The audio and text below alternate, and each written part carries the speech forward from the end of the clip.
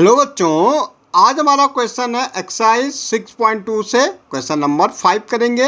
In figure 6.27 P Q and R S are two mirror placed parallel to each other an incident ray A B strikes the mirror P Q at B and the reflected ray move along the path BC and strike the mirror RS at C and again reflect back along CD prove that AB parallel to CD। सबसे पहले समझो भाई, दो mirror है, एक हमारा PQ है, ये PQ एंड RS दो मिरर है।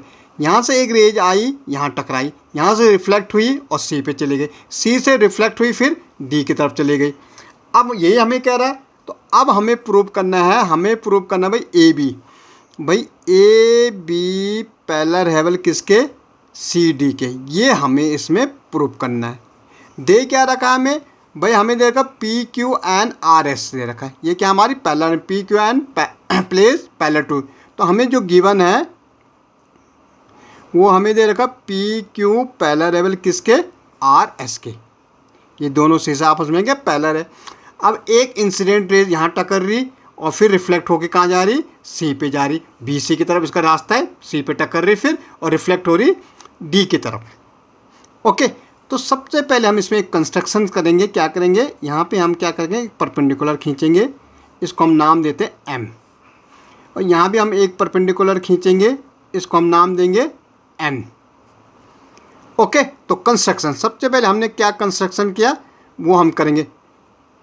ठीक है, सबसे पहले कंस्ट्रक्शन हमने जो किया वो हम लिखेंगे। क्या कंस्ट्रक्शन किया हमने, देखो बी एम हमने ड्रॉ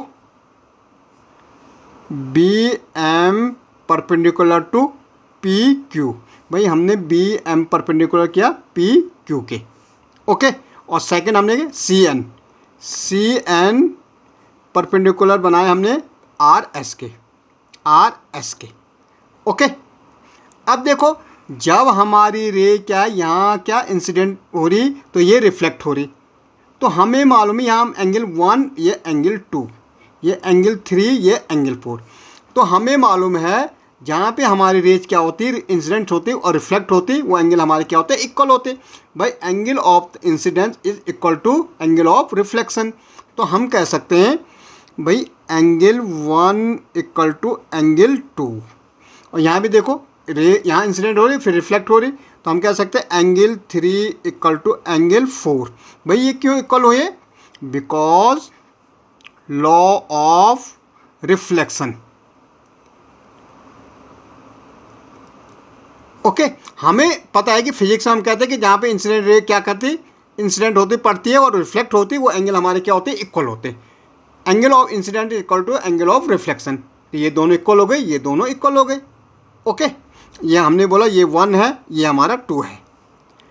अब ये 1 एंड 2 इक्वल हो गए। अब देखो बच्चों, अगर हम देखेंगे एंगल 2 इक्वल टू एंगल 3, भाई ये वाला एंगल 2 इक्वल टू एंगल 3 क्या है भाई, अगर हमारी दो लाइन क्या है, पैरेलल है और ये हमारी ट्रांसवर्सल, भाई P Q and R S parallel है।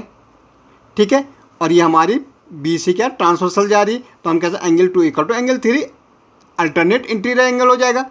तो हम कह सकते हैं भाई एंगल 2 इक्वल टू एंगल 3। भाई ये क्या एंगल बनना, अल्टरनेट इंटीरियर एंगल बन रहा। भाई दो लाइन अगर हमारी पैरेलल है, ये हमारी ट्रांसवर्सल जा रही, भाई ये दोनों लाइन पैरेलल है, ये ट्रांसवर्सल जा रही, तो एंगल 2 इक्वल टू एंगल 3 हो जाएगा। ओके, अब ये हमारा हो गया 3।